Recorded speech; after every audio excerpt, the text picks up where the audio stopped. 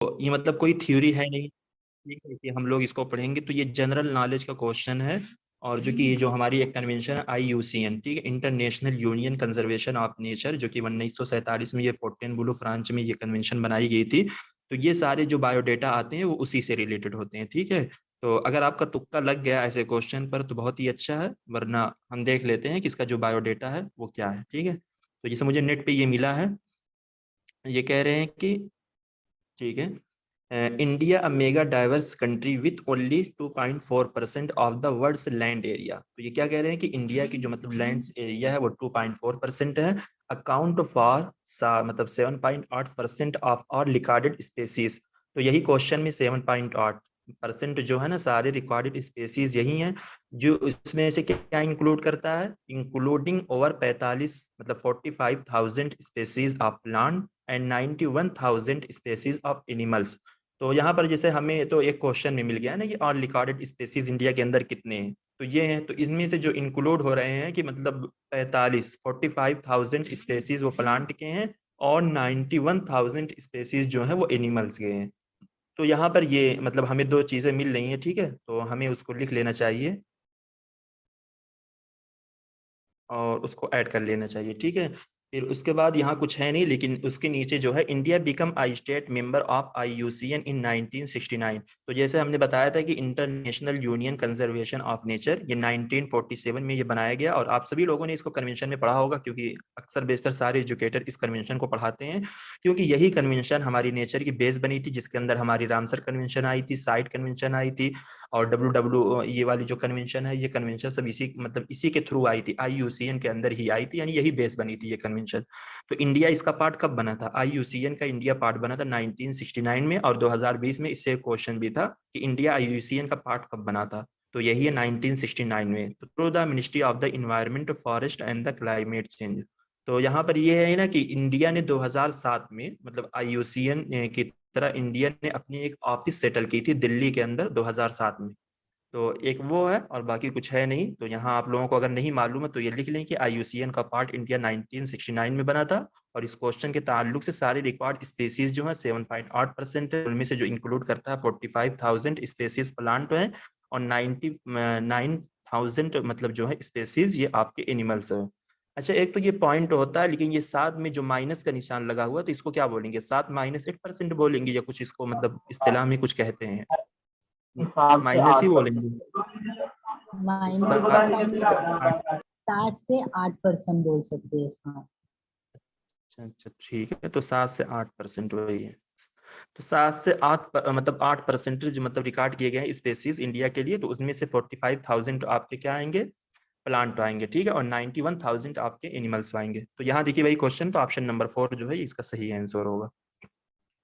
Question number 37, protection from ultraviolet radiation as envisaged under the Montreal protocol also contribute to the following SDG।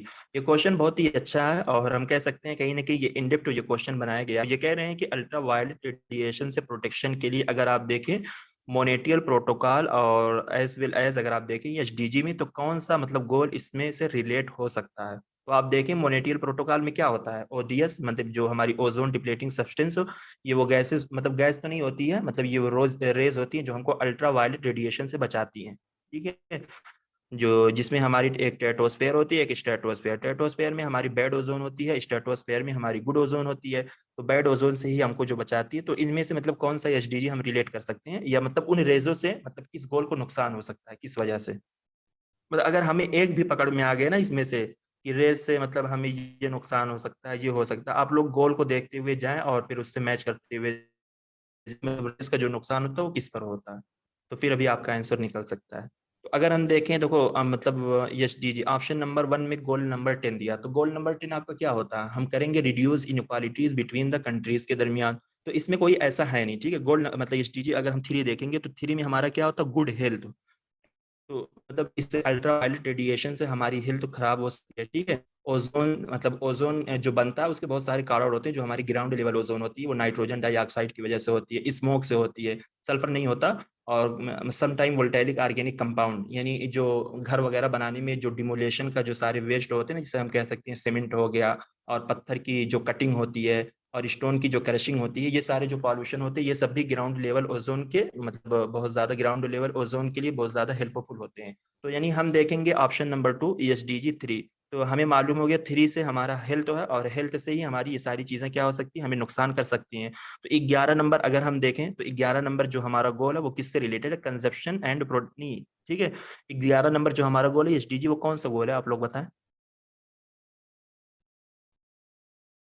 11 number गोल कौन सा है? Sustainable cities and communities बनाएंगे। ठीक है, sustainable cities and communities बनाएंगे तो इन सारी चीजों पर इफेक्ट पड़ सकता है। तो 14वां गोल जो हमारा है ये हमारा है लाइफ बिलो वाटर, और 15वां गोल जो हमारा लाइफ ऑन द लैंड। तो अल्ट्रावायलेट रेडिएशन तो इन्हीं सारी चीजों पे मतलब इफेक्ट करेगी ना। ऑप्शन नंबर अगर आप मतलब ये 4 देख लीजिए SDG 4, तो ये तो हमारे एजुकेशन से रिलेटेड हो गया ना, तो इसमें कोई दिक्कत नहीं। और जो हमारे SDG 8 है ये इकोनॉमिक वगैरह से रिलेटेड है, यानी इंडस्ट्री की ग्रोथ से रिलेटेड है। तो एसडीजी का मतलब अल्ट्रा वायलेट रेडिएशन का जो नुकसान होगा वो आपकी हेल्थ पे हो सकता है। ठीक है, और उसके बाद सस्टेनेबल सिटीज एंड कम्युनिटीज पर भी हो सकता है। ठीक, और 14 जो है और 15 जो है इससे भी रिलेट करिए, यानी लाइफ अंडर लैंड और लाइफ द बिलो वाटर। ठीक है, ये क्वेश्चन क्लियर है?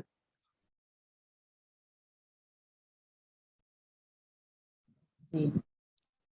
ठीक है, क्वेश्चन नंबर है 38। In respect of biological oxygen demand the permissible Indian standard for discharge of trade influence in the inland surface water.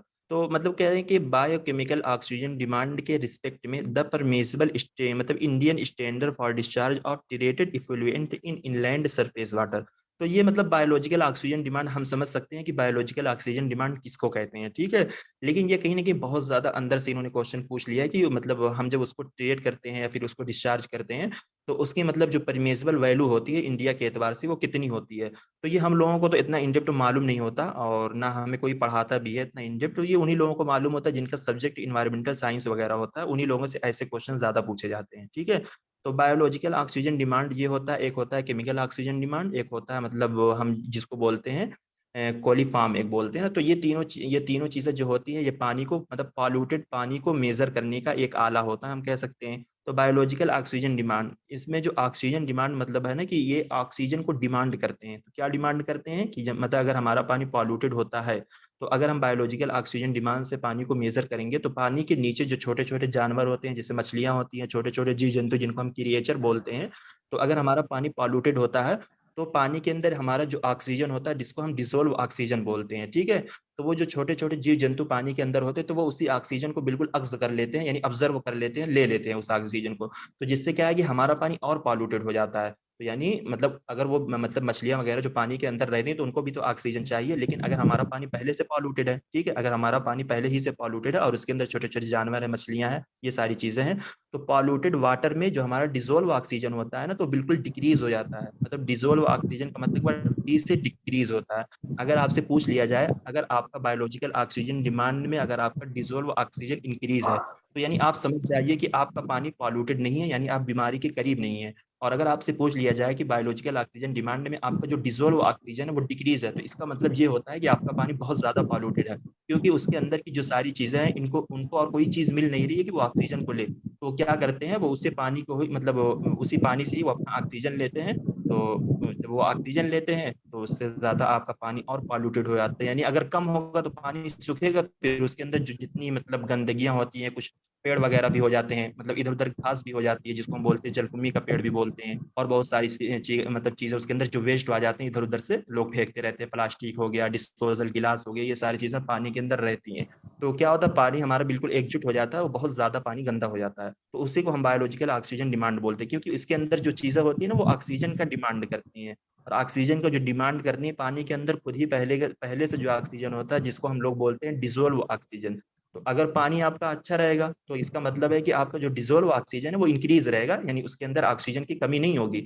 और अगर डिजोल्व ऑक्सीजन आपका डिक्रीज हो रहा है तो इसका मतलब ये कि आपका पानी पॉल्यूटेड है। तो ये कितना है इंडियन के एतबार से इन्होंने कहा है। तो अगर आपको मालूम है तो फिर बहुत अच्छी बात है, वरना आप तुक्का मार सकते हैं। तो ये है कि ऑप्शन नंबर 2 जो कि इसका सही आंसर दिया है इन्होंने। ठीक है, ये क्वेश्चन क्लियर है आप लोगों को, हम्मद भाई आपको, नईम भाई, और बहुत सारे लोग हैं, कोई बताएं। हाँ जी जी बिल्कुल क्लियर। चलिए फिर ठीक है, क्वेश्चन नंबर है 39। Which type of power plant use the least and per unit of the gigawatt energy production. ये कह रहे हैं कि कौन सा टाइप है पावर प्लांट का जो कि यूज करता है लीस्ट लैंड यानी कम लैंड पर यूनिट गीगावाट एनर्जी के लिए। तो मतलब इसका आप लोग आंसर बताएं क्या हो सकता है सही इसका आंसर। जियोथर्मल होगा, सोलर होगा, विंड होगा, कोल होगा, ये क्या होगा?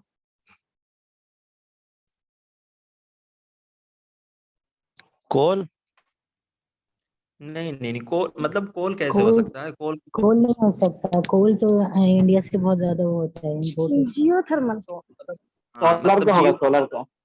नहीं नहीं नहीं, सोलार सोलर भी का भी नहीं नहीं होगा। होगी, ये जियो थर्मल ये कह रहा ना। नहीं भाई, ये कह रहा लीस्ट लैंड पर यूनिट। तो हम लोगों को मालूम है कि जियो थर्मल एनर्जी हम कहाँ बनाते हैं। तो जैसे मैंने कहा कि यूएस में ये ज्यादा बनती है और इंडिया में बर वक्त इंडिया में एनर्जी का जो सोर्स है, सबसे कम सोर्स जो इंडिया में एनर्जी आती है वो जियो थर्मल से आती है, क्योंकि ये नेचुरली होती है ना, जमीन के अंदर जो गर्मी होती है उससे हम बनाते हैं। तो मतलब जहां हमें मिलेगी जमीन के अंदर गर्मी, तो वहीं से हम जियो थर्मल एनर्जी प्रोड्यूस कर पाएंगे, वरना हम नहीं कर पाएंगे। बाकी कोल है, सोलर है, विंड, इसको हम जहां चाहें वहां लगा सकते हैं। कोल मतलब इधर उधर देखिए आप भट्टा रहता है, मतलब कोल ही से ईटा पकाते हैं, तो इससे मतलब क्या है, ये कम जमीन को यूज करता है। हर गांव में देखिए, मेरा गांव इतना छोटा, उसके अंदर आसपास 4-5 भट्टे हैं, ठीक है।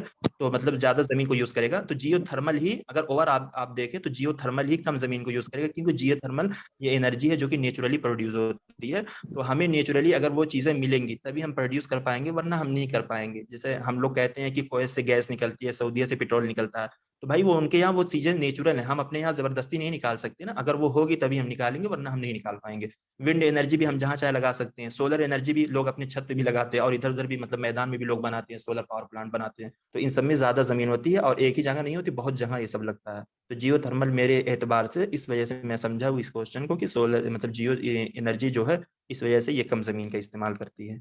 आप लोगों को क्या लगता है? जी जी, समझ गए आप। ठीक है जी। Question number 40, identify the correct sequence of BRICS countries. तो ब्रिक्स कंट्रीज से मुराद बी से आपका ब्राजील आएगा, आर से रसिया आएगा, और उसके बाद आई से आपका इंडिया आएगा, सी से चाइना आएगा, एस से साउथ अफ्रीका आएगा, ठीक है। तो ये क्या है, identify the correct sequence of BRICS countries in relation to their sustainable development goal index from highest to lowest as per the sustainable development report 2020। तो देखिए हमारा एग्जाम तो 2021 में हो रहा है, लेकिन इन्होंने 2020 का डाटा पूछा है कि मतलब सस्टेनेबल डेवलपमेंट गोल्स के मुताबिक जो ब्रिक्स कंट्रीज की रिपोर्ट आई है उसमें कौन से स्टेट ने मतलब हाईएस्ट किया और कौन से लोवेस्ट किया। तो ये आपसे हाईएस्ट से मतलब लोवेस्ट पूछ रहे हैं। तो मतलब अगर आपको ना भी मालूम है ना, तो कंट्री के एतबार से आप जरूर बता सकते हैं, अपनी कंट्री को मद्देनजर चाइना रखते तो हुए। ऐसे साबित है सबसे ज्यादा पूरे मतलब वर्ल्ड में है, तो ब्रिक्स में आएगा ही पहले, तो उसी से जी लगा जी सबसे जी पहला। जी, इसी से पहला भी लगा सकते हैं, और मतलब बी तो इन्होंने हर जगह दे दिया ना, क्योंकि इंडिया मतलब हमेशा इन सब में पीछे ही रहता है। तो क्या है, पहला चाइना है, फिर दूसरा आपका ब्राजील है, तीसरे पे आपका रसिया फेडरेशन, और सी पे क्या है आपका साउथ अफ्रीका, बी पे इंडिया है। तो आप लोग अगर लिखना चाहें तो लिख ले, जो ब्रिक्स नेशन मतलब जो 2021 की जो रिपोर्ट आई है एसडीजी की ब्रिक्स कंट्रीज की, तो उसके अंदर आपका रसिया सबसे पहले पे है, ठीक है। रसिया फेडरेशन जो है वो सबसे पहले पे है, चाइना दूसरे पे है, ब्राजील तीसरे पे है, साउथ अफ्रीका 4 नंबर पे, इंडिया 5 नंबर पे है। ये 2020 की रिपोर्ट आपसे पूछी गई है, और मैं आपको 2021 की रिपोर्ट बता रहा हूँ, ठीक है। रसिया फेडरेशन आपका पहले पे है, चाइना आपका दूसरे पे है, ब्राजील आपका तीसरे पे है, साउथ अफ्रीका आपका चौथे पे है, और 5वें पे क्या है, इंडिया है।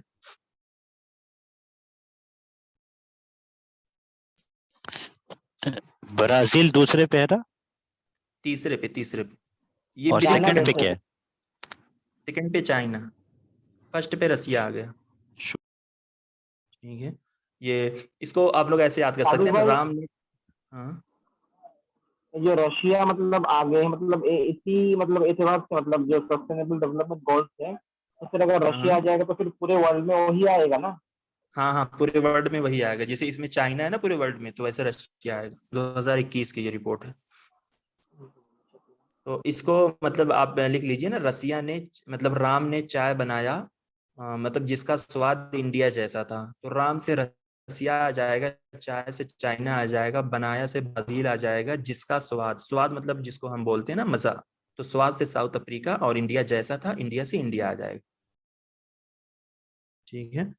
Question number 41, the permissible limit for arsenic in drinking water as per Indian standard. तो ये कह रहे हैं कि मतलब आर्सेनिक के लिए, मतलब आर्सेनिक एक पॉल्यूशन होता है जो कि आपके ग्राउंडेड वाटर में पाया जाता है। ग्राउंडेड वाटर हम किसको बोलते हैं, यानी जो जमीन के नीचे का पानी होता है उसी को हम ग्राउंड वाटर बोलते हैं। तो आर्सेनिक पॉल्यूशन कहते हैं कि इसकी जो परमिसिबल लिमिट है, यानी लिमिट से ज्यादा ये क्रॉस कर रहा है, इसी को परमिसिबल लिमिट हम बोलते हैं। ठीक है, तो मतलब आर्सेनिक के लिए ड्रिंकिंग वाटर में as per the Indian standard, तो ये कितना है, 0.05 mg है, मतलब मेगा लीटर हम इसको बोलते हैं ना, 0.5 है, 1.0 या 2.0 है। तो अगर हम देखें आर्सेनिक पॉल्यूशन जो होता है ये कॉज क्या करता है, मतलब इससे नुकसान क्या होता है। ठीक है, तो पहले तो ये कि मतलब ये ग्राउंडेड वाटर यानी जमीन के अंदर में ये होता है जिससे आर्सेनिक पॉल्यूशन होता है। ये आपके स्किन मतलब स्किन कैंसर इससे होते हैं, गॉल्ड ब्लेडर पित्त की पथरी इससे हो सकती है, स्किन का कलर बिल्कुल चेंज हो जाता है अगर आप ऐसे पानी को पियेंगे। किडनी है, फेफड़ा वगैरह भी इससे डैमेज हो जाता है। जैसे हम लोग कहते हैं ना कि अगर आप, जैसे मैं हैदराबाद में था, तो हैदराबाद में जैसे कि मानो में कुछ जगह से मतलब कुछ हॉस्टल के पानी में बहुत ज्यादा बालू आ रहा था ना, मतलब हैदराबाद में सबसे ज्यादा पानी की बहुत ज्यादा दिक्कत होती है क्योंकि वो पहाड़ी एरिया, तो वहां पर बोरिंग वगैरह करने में बहुत ही ज्यादा दिक्कत होती है वहाँ। यानी जिसके घर में अगर मतलब बोरिंग हो, खुद का पानी निकलता हो, तो आप जान लीजिए कि मतलब बहुत बड़ा वो अमीर माना जाएगा मेरे अपने ख्याल से, क्योंकि वहाँ बहुत ज्यादा दिक्कत होती है। तो मतलब जिस हॉस्टल में मतलब बहुत ज्यादा बालू वाला पानी आ रहा था, तो मतलब उस हॉस्टल के तकरीबन 70 से 75 बच्चे थे जिनको पथरी हो गई थी। मतलब बाद में उन्होंने अपनी जांच वगैरह कराई थी। तो क्या है, हम आर्सेनिक मतलब पॉल्यूशन हम कह सकते हैं कि ये वही पानी होता है, एक तरीके से गंदा भी होता है, जिसके अंदर मतलब बारीक बालू होते हैं, लेकिन हमको पता नहीं होता, हम वो पानी पीते रहते हैं। तो जिससे गाल्ड ब्लेडर यानी पथरी वगैरह ज्यादा होती है ना, तो और स्किन कैंसर यानी आपकी जो स्किन होती है बिल्कुल झुर्री टाइप जो पड़ जाता है, ऐसा लगता है कि मतलब जवान इंसान है लेकिन उसके मतलब गाल की जो स्किन वगैरह होती है बिल्कुल लटकने लगती है, जैसे अजीब टाइप का दिखने लगता है। लंग किडनी डैमेज, तो जाहिर सी बात है अगर हम हमारी खुराक ही गलत ले रहे हैं तो इससे तो ये सारी चीजें होनी ही होनी है। ठीक है, लेकिन आर्सेनिक पॉल्यूशन का जो मेन काज होता है ना, कहते हैं कि स्किन कैंसर करता है, गाल्ड ब्लेडर होती है इससे। ठीक है, तो इसकी परमिसिबल लिमिट ये पूछे, तो ये क्वेश्चन इन्होंने तो पूछ लिया, लेकिन मतलब क्वेश्चन मतलब वो सब स्टेटिक वाला क्वेश्चन इन्होंने पूछा है। तो WHO ने मतलब वर्ल्ड हेल्थ ऑर्गेनाइजेशन ने इसकी जो वैल्यू बताई है 0.01 बताया है कि इसकी वैल्यू अगर हो तो आपका पानी सही है, और इसकी परमिसिबल लिमिट जो है 0.05 अगर होगी तो जान लीजिए आप मतलब ये पानी आपके लिए फिर बहुत ज्यादा डेंजर से हो सकता है। तो इसका जो सही आंसर है 0.05 है, लेकिन हो सकता है आपसे पूछ ले कि WHO ने इसकी मतलब आर्सेनिक पॉल्यूशन के लिए या आर्सेनिक पानी के लिए, आर्सेनिक पॉल्यूशन के लिए जो लिमिट बताई है उसकी वैल्यू कितनी है। तो 0.01 WHO ने इसकी मतलब वैल्यू बताई है। मैं दिखा दूं, और ये ज्यादा ना बंगाल के एरिया में ज्यादा पाया जाता है, और मैंने शायद यहीं पर इसको लिख भी वो किया, तो देखिए यही है। ये क्या है, long term intake of arsenic contaminated water, यानी हम गंदा पानी बोल सकते हैं ना। Contaminated water lead to arsenic poisoning और arsenicosis with cancer of skin, bladder, kidney और lung disease of skin, colour change and hard patch and palm and sole. ये हो गया। दूसरा ये कि यहाँ देखिए, वर्ल्ड हेल्थ ऑर्गेनाइजेशन से provisional guideline value for arsenic in drinking water 0.05 mg। उसके बाद आगे जो 10 बनाकर जो निशान लगा हुआ ना, इसको बोलते हैं शायद माइक्रोग्राम पर लीटर। ये यहाँ पर जो मतलब कॉलेज लेवल के होंगे उनको ये मालूम होगा, मतलब इस तरीके के जो निशान होते हैं उसको क्या बोलते हैं। तो ये मैंने अपने भाई से पूछा तो बोला कि इसको बोलते हैं माइक्रोग्राम पर लीटर बोलते हैं। तो इसकी जो परमिसिबल लिमिट है ऑफ आर्सेनिक की इन India in absence of an alternative source 0.05 mg। ठीक है, यानी यहाँ पर देखिए वो 0.01 का क्या है, 10 बनाकर इस तरीके से निशान लगा हुआ है, और परमिसिबल वैल्यू इन्होंने 0.0 मतलब 5 ब्रैकेट में 50 बनाकर। तो क्या पता अगर आपसे ये क्वेश्चन रिपीट अगर वो पूछना चाहे इस क्वेश्चन को, तो रिपीट करके इस वैल्यू को ना ले, इस तरीके के मतलब निशान देकर पूछ लें, तब भी हम कंफ्यूज हो सकते हैं। हमें मालूम होना चाहिए कि WHO ने 0.0 मतलब 0.01 mg जो बनाया है उसका निशान इस तरीके से 10 लगाकर है, और 0.05 जो उसका 50 बनाकर है। तो इसको अगर हम थोड़ा ओवरऑल देखें, आर्सेनिक कंटिमिनेटेड इन ग्राउंड वाटर, ये सबसे ज्यादा कहाँ पाया जाता है, इंडिया के अंदर, और PYQs में इससे भी क्वेश्चन है। The occurrence of arsenic in ground water was first reported in 1980 in West Bengal in India. In West Bengal 79 blocks in 8 districts have arsenic beyond the permissible limit of 0.05 mg. The most affected area on the मतलब क्या eastern side of Bhagirathi river. ठीक है, Bhagirathi river in the district of Malda, Murshidabad, Nadia north, मतलब यही है। फिर उसके बाद क्या है, जी नहीं भाई आप बंगाल ही के हैं ना, तो ये आप ही को और ये ज्यादा पाया जाता है आर्सेनिक मेरा पॉल्यूशन। डिस्ट्रिक्ट मालदा है। जी। तो फिर यही है, मतलब इससे ये क्वेश्चन था ना कि मतलब ये इंडिया के अंदर पाया जाता, तो शायद उसके अंदर ऑप्शन में बंगाल ही था। मतलब PYQs का बहुत पुराना क्वेश्चन था लेकिन था। तो इन्होंने मतलब क्वेश्चन वही बेस बनाया है, लेकिन मतलब यहाँ पर वैल्यू इन्होंने पूछ लिया। ठीक है, इसकी परमिसिबल वैल्यू क्या है।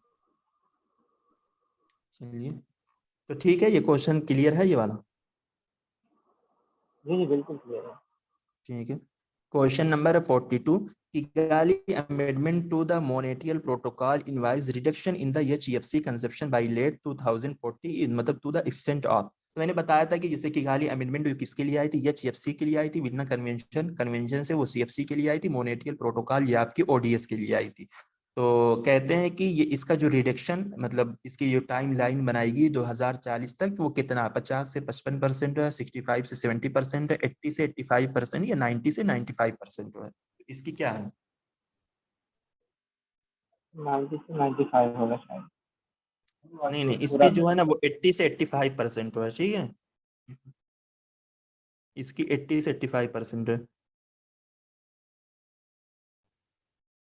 ठीक है, ये है हर जगह क्लियरली मिलता है और इसको सारे लोग पढ़ाते भी हैं कि ये 80 से 85% है। तो ये है, ठीक है, मशहूर क्वेश्चन है ये। क्वेश्चन नंबर है 43, from the energy security perspective which of the following energy source is consider most secure for India. India के लिए कौन सा एनर्जी जो कि बहुत सिक्योर माना गया है? हाइड्रो है, सोलर है, विंड है, जियोथर्मल है, क्या हो सकता है?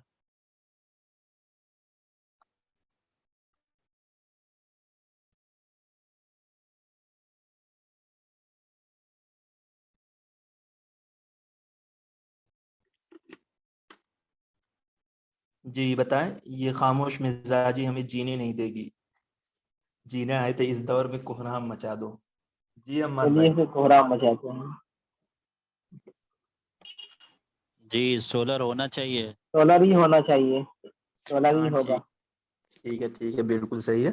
तो इंडिया ने इसके लिए जो इनिशिएटिव लिया है, इंटरनेशनल सोलर अलायंस 2015 में, ये फ्रांस के साथ मिलकर लिया था। फ्रांस के उस टाइम जो प्राइम मिनिस्टर थे, होलांडे पता नहीं क्या करके इस तरीके से नाम है उस बंदे का।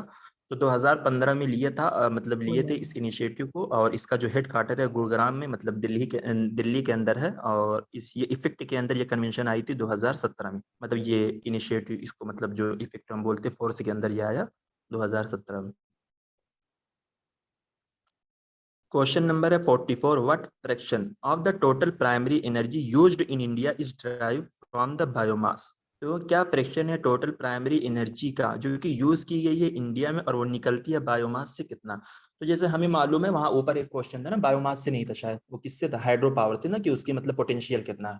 तो बायोमास से तो हम 10 लेंगे, जो हमारा 175 गीगावाट टारगेट 2022 तक था, उसमें हम 10% बायोमास से लेंगे। तो यहाँ पर इन्होंने पूछा है कितनी परसेंट ये इंडिया मतलब निकल है ये। और शायद मुझे लगता है कि ना ये क्वेश्चन रिपीटेड क्वेश्चन है और यही सेम क्वेश्चन रिपीट हुआ। 22 है, 35 है या 45 है, 56 है, कौन सा हो सकता है ये?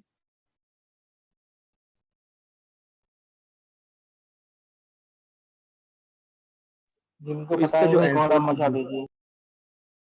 हाँ, तो ये 32%। तो ठीक है यार, कोई बात नहीं, कोई कुछ भी बोल दे, बस ये क्या करना चाहिए। 45, if the wind speed increase from 4, ठीक है, 40 पॉइंट मतलब 4.0 टू पता नहीं क्या यार, ये मतलब इनका फार्मूला होगा, the power output from an ideal wind mill will increase by a factor of meter per about. तो ये सेकंड। हमें भी नहीं मालूम। अच्छा, मीटर पर सेकेंड है ये। 0.4.0 मीटर पर सेकेंड टू 5.0 मीटर पर second, the power output from an ideal wind mill will increase by a factor of about. तो ये कितना हो सकता है कि अगर विंड एनर्जी की स्पीड इंक्रीज होती है 4.0। ये सब क्वेश्चन का ऐसे ही आता है, मतलब पूरा स्टेटिस मतलब स्टेटिस पे आया है 2000। मतलब देखिए हर शिफ्ट में ना, अगर देखिए अब हम लोग 50 नवंबर की शिफ्ट होकर इसमें देखिए, मतलब यहाँ से मतलब अभी शुरू हो रहा है, ये दो क्वेश्चन तो स्टेटिक्स वाले ही हो गए, लेकिन इसके आगे जो है एक मतलब हम कह सकते हैं ये इजी था ये वाला। और किगाली अमेंडमेंट ये जिनको मालूम था उनके लिए इजी ही रहा होगा। बाकी इसमें भी दो क्वेश्चन स्टेटिक आ गए और ऊपर वाला भी। ये शिफ्ट भी मतलब हम कह सकते हैं डिफिकल्टी ही है, ये सारी शिफ्ट जो चल रही नवंबर वाली इजी नहीं है। हम लोगों में जो आया था, हम लोगों की शिफ्ट का ठीक है। तो इसका जो सही आंसर है ना, वो मतलब ऑप्शन नंबर सी है, 2%। टू दिया है, पता नहीं इस निशान को क्या बोलते हैं जो यहाँ पर लगा हुआ है, सबकी तो अलग इस्तेलाह भी होती है। तो अब देखिए यहाँ पर अब एक अच्छा क्वेश्चन दे दिया है। Question number 46, which of the following sustainable development goal is related to sustainable consumption and production pattern? तो sustainable consumption and production ये कौन सा गोल होता है? 10 है, 11 है, 12 है, 9? इसको हम बोलते हैं ना मतलब 12 responsible consumption and C production. option। हाँ ठीक, बिल्कुल सही है। एक क्वेश्चन मतलब इजी, और ये भी क्वेश्चन इजी ही ले दिया इस, मतलब 3 क्वेश्चन हम कह सकते हैं इजी आया इस शिफ्ट में। Number 40, in which year did the first commitment period of the Kyoto Protocol come to an end? ये क्या पूछा है कि जो फर्स्ट कमिटमेंट पीरियड आया था खत्म तक, यानी आपको बताना है कि खत्म कब हुआ था। तो 2008 में तो इसका फर्स्ट कमिटमेंट पीरियड आया था ये फर्स्ट वाला, और खत्म कब हुआ ये बताइए। 12 में 12 को हुआ है। 12 में हाँ ठीक है, ये 2008 से 2012 तक फर्स्ट वाला चला था, जिसके अंदर हमने 5% रिड्यूस किया था, मतलब ग्रीन हाउस गैसेस को 5% रिड्यूस किया था। और दूसरा वाला जो हमारा कमिटमेंट पीरियड था वो 2012 से हम कह सकते हैं 2020 तक था, उसके हम 18% रिड्यूस किया है। तो ये भी क्वेश्चन पूछते हैं कि मतलब पहले में हमने कितना किया, दूसरे में हमने कितना किया। ठीक है, तो पहले में हमने 5% रिड्यूस किया था और दूसरे में हमने 18% रिड्यूस किया था। तो क्योटो प्रोटोकॉल मतलब इसके अंदर जो 6 गैसेस आती हैं, और 6 गैसेस से भी कल एक क्वेश्चन था जो कि उसके फार्मूले के साथ पूछा गया था क्वेश्चन। और ये मतलब 1997 में ये क्योटो प्रोटोकॉल जो कि जापान के अंदर ये बनाई गई थी, और हमारी कन्वेंशन 3 ही थी। ठीक है, मतलब ये बनाई थी कॉप 3 जो कि क्योटो प्रोटोकॉल जो कि जापान में हुई थी 1997 में, और ये इफेक्ट के अंदर आई थी 2005 में। इंडिया इसका पार्ट बना था 2002 में। इसके अंदर 6 ग्रीन हाउस गैसेज है। इसका जो मतलब दूसरा कमिटमेंट पीरियड है ना 2012 से 2020 तक, इसको दोहा कमिटमेंट पीरियड बोलते हैं। तो इससे भी क्वेश्चन पीवाईक्यूज में पूछा गया है कि सेकंड कमिटमेंट पीरियड को क्या कहा जाता है, तो उसको दोहा अमेंडमेंट या दोहा कमिटमेंट पीरियड बोलते हैं। ठीक है, मतलब इसके क्वेश्चन बारे में कुछ बताइए जो 6 मतलब गैस। तो 6 गैसेस, इसमें क्या है ना कि मतलब इजी है, इसमें 6 गैसेस मतलब वो ये है कि रटने से मतलब याद होगी। असल में गैस का जो फार्मूला है ना सब अलग अलग है। मतलब हमने इसको ऐसे याद किया कि इसके अंदर अगर हम देखें तो ये हमारा वो मतलब सल्फर डाइऑक्साइड तो नहीं आएगा, कार्बन डाइऑक्साइड आएगी, मतलब नाइट्रस ऑक्साइड आएगी, और उसके बाद देखेंगे मीथेन आएगी। फिर उसके बाद हमारा ये से आएगा मतलब हाइड्रोफ्लोरोकार्बन, परफ्लोरोकार्बन, सल्फर हेक्साफ्लोराइड। यही तो है 6 गैस, इसके अंदर कोई है भी नहीं। तो इस तरीके से मतलब थोड़ा सा तवज्जो की जरूरत है, मतलब याद हो जाएगी। दूसरे वाले को दोहा अमेंडमेंट कहते हैं या पहले वाले को? नहीं नहीं, दूसरे वाले को बोलते हैं दोहा अमेंडमेंट। ओके। जी। कोई 2016 गैस में लिख आया के था ना भेज दे दोहा 6 अमेंडमेंट। गैस जो है। जी, इसके 6 गैस जो कोई भी मतलब गूगल करके भेज दे, या किसी के पास हो तो खींच कर भेज दे, ग्रुप में डाल दे, चैट में डाल दे।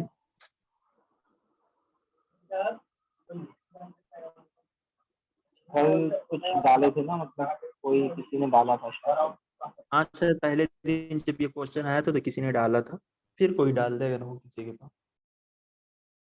ठीक है, क्वेश्चन नंबर 48, ये हमारी एक डिसीज है, और दूसरा हमारा मोड ऑफ द स्प्रेड यानी किससे ये फैलती है। तो हम पहले बता दें कि जो कॉलरा है, ट्रकोमा है, स्किस्टोसोमियासिस है, या डेंगू है। तो इसके अंदर जो हमारी 3 डिसीज है ये वाटर बोर्न डिसीज है। ठीक है, यानी हम गंदा पानी पीने से मतलब जो हमें बीमारियां होती हैं, कॉलरा, ट्रकोमा, स्किस्टोसोमियासिस, डेंगू। डेंगू जो होता है ना ये हमारी वेक्टर बोर्न डिसीज जो कि मच्छर वगैरह काटने से होता है। ठीक है, मॉस्किटो वगैरह से। तो अब आप लोग मिला है मतलब कॉलरा किससे मिल सकता है, ट्रोकोमा किससे होता है, सिस्टोसोमियासिस ये क्या होता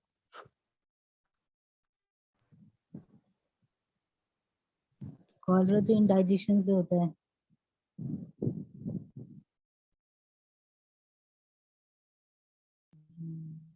ठीक है, मतलब इन इन इन पोल्यूटेड क्या वाटर क्या। से होता है कॉलरा। हाँ हाँ ठीक हाँ, है। वो उसमें डायरिया वगैरह क्या वो सारी हम्म। बीमारी। नहीं, कॉलरा मतलब डायरिया जो होती है वो अलग होती है ना, बच्चों को होती है, जिसको हम उसमें प्रोटोजा होता है, यानी पेट वगैरह बच्चों का खराब हो जाता है ना बिल्कुल, लैट्रिन उनको होती है जैसी होती है, जिसको बोलते हैं। कॉलरा जो होता है ये बड़े वो लोगों को मतलब देखिए, जनरली हम हाइजा कह सकते हैं हाइजा कि बोलते हैं ना, हाँ कॉलरा हाँ, उसी को बोलते हैं उल्टी हाइजा। वगैरह बहुत होती है कॉलरा में, हाँ, उल्टी वगैरह बस बहुत ज्यादा, जिसको बोलते हैं हैजा हो जाएगा, इतना जी। ज्यादा खा लोगे, और ये गर्मी में ज्यादा होता है, नुकसान हो जाता है। वो तीसरा तो इससे जुड़ेगा लग रहा है मुझे। हाँ तो ठीक है, फर्स्ट को आप 3 से रिलेट करें, बी को 1 से यहाँ पर दिया है। अब आपको मतलब 2 ऑप्शन में आपको मैच करना है। तो ट्रकोमा जो होता है ना, lack of the water to maintain clearness. तो ये मतलब वाटर की कमी होती है, जैसे कि सम टाइम अगर गर्मी वगैरह में अगर हम पानी ज्यादा नहीं पीते हैं ना, तो ये मतलब इससे काज क्या होता है। तो अगर हम पानी नहीं पीते हैं, जो हमारी वो आई लीड्स जिसको हम बोलते हैं, यानी पलक वगैरह पे झुर्री पड़ जाती है। झुर्री जैसे मैंने बोला था कि मतलब बिल्कुल ऐसा लगता है सूखा सूखा बिल्कुल हो जाता है, रूखा रूखा सा, ऐसा लगता है कि चमड़े सब लटक रहे हैं। तो ये अंधापन भी पानी की उससे कमी, होता है, ट्रैकोमा की वजह से अंधापन भी आ जाता है।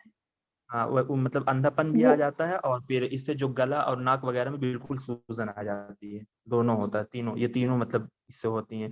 और जो हमारा ऑप्शन नंबर मतलब सी है, इसको हम लेकर जाएंगे 2 से, involve water contact but not मतलब इंजाइजेशन, मतलब इसको हम पीते नहीं है, ये क्या है, तो इसको ना मतलब इस हिस्टोसोमियासिस, इसका जो नाम है, बहरहाल मुझे ये प्रोनाउंसिएशन अच्छे से करना नहीं आ रहा है, तो इसको मतलब 3-4 नाम से जानते हैं, ठीक है। इसको काटियामा फीवर से भी जानते हैं, और स्नाइल फीवर से भी जानते हैं, और इसको बिलहजार्डिया भी बोलते हैं, और ये करकैरिया भी बोलते हैं, ठीक है।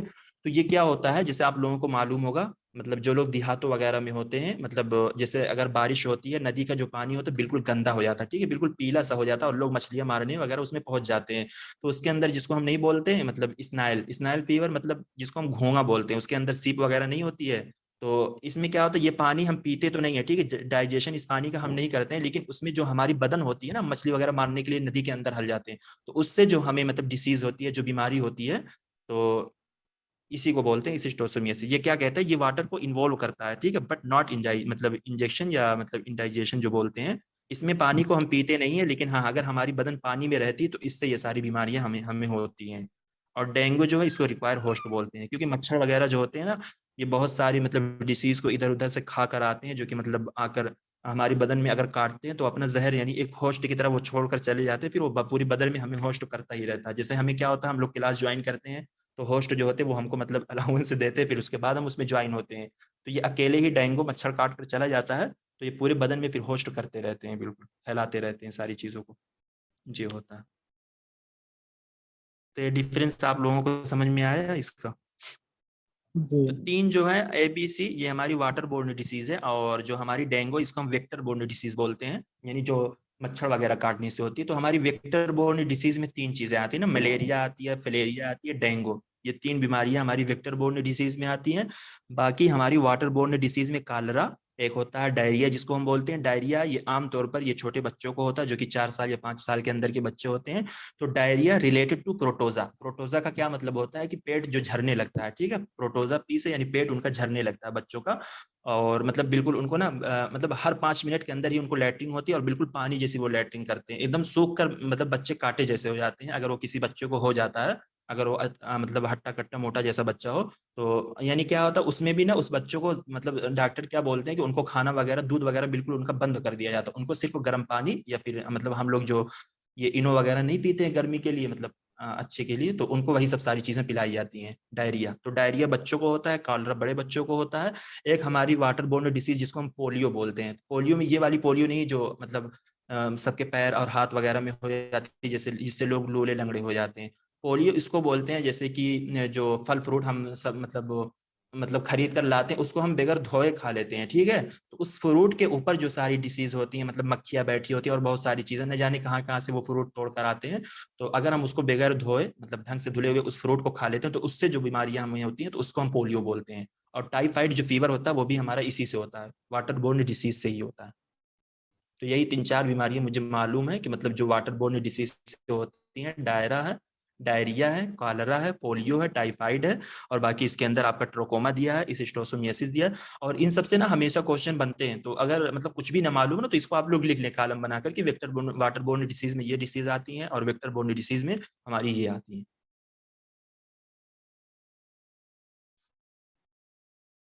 ठीक है जी, नईम भाई क्लियर है ये क्वेश्चन? जी जी बिल्कुल क्लियर है, लेकिन थोड़ा कंफ्यूज बाद में हो जाएंगे, अभी तो क्लियर है। चलिए, बहुत सारे टर्म्स वगैरह याद करना पड़ता है।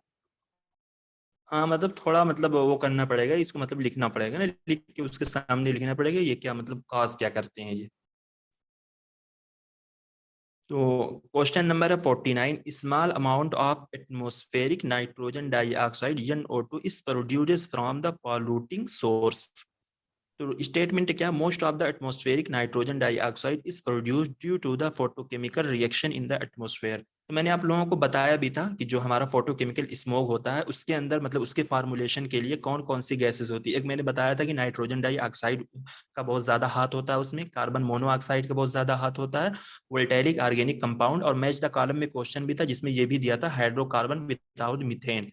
तो मैंने कहा था ये चार चीजें आप लोग जरूर नोट कर लें। फोटोकेमिकल स्मोक लिख के उसके सामने लिखिए कि फोटोकेमिकल स्मोक को फार्मूलेशन करने में या उसको बनाने में मतलब इन चारों मतलब गैसेस का बहुत ज्यादा हाथ होता है, और इससे बहुत सारे क्वेश्चन मतलब पूछे जाते हैं। 2019 में भी आपको मिलेगा, 20 में भी मिलेगा, और 21 में बहुत सारे क्वेश्चन भी आपको मिलेंगे। तो 2 क्वेश्चन तो कल हम लोग मतलब गुजार लिए थे कि फोटोकेमिकल स्मोक का वही चारों गैसेस का मैच द कॉलम में पूछा था, और वहां मतलब वही पूछा है, और स्टेटमेंट वाइज में इन्होंने पूछा है कि स्मॉल मतलब एक small amount of atmospheric nitrogen dioxide is produce from the polluting source, कि मतलब नाइट्रोजन डाइऑक्साइड मतलब जो निकलती है एटमॉस्फेयर में, क्या वो मतलब पॉल्यूटिंग सोर्स से निकलती है। फिर उसके बाद कह रहे हैं कि statement 2, most of the atmospheric nitrogen dioxide मतलब जो प्रोड्यूस होती है due to the photochemical reaction in the atmosphere. ये जो फोटोकेमिकल दोनों स्मोक सही है। हमारा होता है ना, ये हाँ मतलब दोनों सही है, बिल्कुल सही है, और बिल्कुल क्लियरली सारी मतलब सारी चीजें लिखी हुई हैं। तो फोटोकेमिकल स्मोक जो हमारा होता है, एक तो ये ठंडी, ये विंटर और मतलब ये सर्दी और गर्मी दोनों में होता है, ठीक है। सर्दी में तो हम कह सकते हैं जिसको हम लोग कोहिसा बोलते हैं ना, बिल्कुल सुबह से लेकर शाम तक, और दिन में भी दोपहर दोपहर में बिल्कुल ऐसा लगता है कि कुछ दिखता ही नहीं है हमको, इतना ज्यादा वो फोग होता है, ठीक है। और गर्मी में भी होता है, गर्मी में होता है अक्सर आप असर की टाइम देखेंगे, और जैसे जैसे देहातों में ज्यादा होता है ये सारी चीज, शहरों में भी होता है, देहातों में अगर देखेंगे जहाँ भट्टा वगैरह ज्यादा होता है तो उसका जो धुआं निकलता है ना, बिल्कुल एकदम ऐसा लगता है किनारे किनारे से पूरा घेर लेता है, एकदम बिल्कुल काला सा हो जाता है। तो सब वही सब फोटोकेमिकल स्मोक होते हैं जो जाकर ऊपर जमते हैं। तो उसी के अंदर मतलब ना ये जो हमारी नाइट्रोजन होती है, नाइट्रोजन हमारी जो गैस होती है किससे निकलती है, फॉसिल फ्यूल से निकलती है। हम कह सकते हैं कार एग्जॉस्ट, यानी जो डीजल वगैरह होते हैं, मतलब जो दो पहिए साइकिल मोटरसाइकिल होती है उनसे मतलब जो फ्यूल निकलता है, तो वही सब तो मतलब नाइट्रोजन बनते हैं ना, जाकर वही सब एटमॉस्फेयर में जाकर जमते हैं, फोटोकेमिकल का स्मोक का वो फार्मूलेशन बनते हैं, जब उनकी एक मात्रा यानी एक ज्यादा मिकदार में वो सारे जमा हो जाते हैं, फिर वही सब पास करते हैं फोटोकेमिकल स्मोक का। और अगर फोटोकेमिकल स्मोक यानी भट्टे वगैरह का जो धुआं होता है, अगर वो पहले से जमा होता है, फिर इधर से ये लोग भी पहुंचते हैं, मतलब उसको और मजबूत बना देते हैं, ये होता है। मैं तो ये समझ रहा हूँ, कोई और कुछ इसको एक्सप्लेन करना चाहेगा फोटोकेमिकल स्मोक को?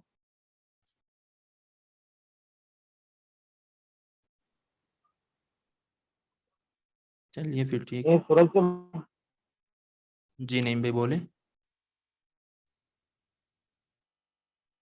जो बोले हमें फोटोकेमिकल होता है ये मतलब ये सूरज की वजह से नहीं बनता है। किससे, सूरज से? मैं पूछ रहा हूँ। नहीं नहीं, इसका सूरज से कोई लेना देना नहीं होता, ये जी हमारी जी, ये एक एक्टिविटीज। ब्राउनिश ब्राउनिश ग्रे एक धुंध जैसी होती है, जो कि सोलर सोलर अल्ट्रावायलेट रेडिएशन जो आती है ना एटमॉस्फेयर पे बन जाती है, और फिर उसके साथ हाइड्रोकार्बन्स होते हैं, ऑक्साइड्स होते हैं और नाइट्रोजन होता है। तो इसमें फिर फिर जब ये फोटोकेमिकल स्मॉग बन जाता है ना, फोटो ही मीन्स होती है लाइट। तो फिर जब ये फोटोकेमिकल स्मॉग बन जाती है, उसमें क्या-क्या होता है, एक होता है एंथ्रोपोजेनिक एयर पोल्यूटेंट्स, यानी कि जो हम इंसानों की ह्यूमन एक्शंस की वजह से जो एयर पोल्यूटेंट्स होते हैं, वो इसमें जमा हो जाते हैं, खास करके ओज़ोन, नाइट्रिक एसिड और ऑर्गेनिक कंपाउंड्स। तो उसी को हम फिर कहते हैं फोटोकेमिकल स्मॉग। जी जी बिल्कुल सही कहा आपने। तो वही है, वही मैंने आप बस लोगों को ऊपर से बताया कि मतलब वो 3 गैस है ना, वोल्टेरिक ऑर्गेनिक कंपाउंड, नाइट्रोजन डाइऑक्साइड है, और हाइड्रोकार्बन विदाउट मीथेन, और फिर हमारी ये आती है ना एक और कोई गैस होती है कार्बन मोनोऑक्साइड। ये तीनों चारों जहां भी आएंगी, अगर फोटोकेमिकल स्मोक मतलब लिखा हुआ वर्ड आ जाएगा तो फिर जान लीजिए इन मतलब यही चारों गैस होंगे, इन चारों में से अगर कोई भी आए वो वही आप लोग मतलब बिल्कुल टिक कीजिएगा। ये चारों गैस मिले हुए होते हैं, जब उसमें सूरज की रोशनी पड़ती है, उसका हम्म। रिएक्शन होता है अल्ट्रावायलेट का, तभी जाकर के फोटोकेमिकल कहलाती है ना वो। जी जी जी। क्वेश्चन नंबर है 50, which of the following water borne disease में be caused by virus bacteria and protozoa. तो अभी मतलब रिसेंटली मतलब ऊपर हुआ था कि प्रोटोजा किससे रिलेट होता है, तो ये डायरिया से रिलेट होता है, ठीक है। टाइफाइड आपका बुखार हो गया, कालरा वही हो गया, और ये हेपेटाइट एक कोई बीमारी होती है, ये भी वाटर बोर्न डिसीज में होती है, और शायद ये भी कोई मतलब बुखार, ये क्या होता है हेपेटाइटिस, किसी को मालूम है?